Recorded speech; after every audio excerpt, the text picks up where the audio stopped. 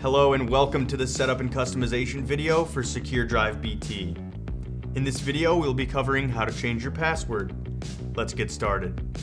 First, make sure the app is open and the drive is unlocked. Tap the drive name to enter the settings. Tap Change Password and enter your current password. The default password on all new drives is 11223344. Type your new password and retype it into the confirm field.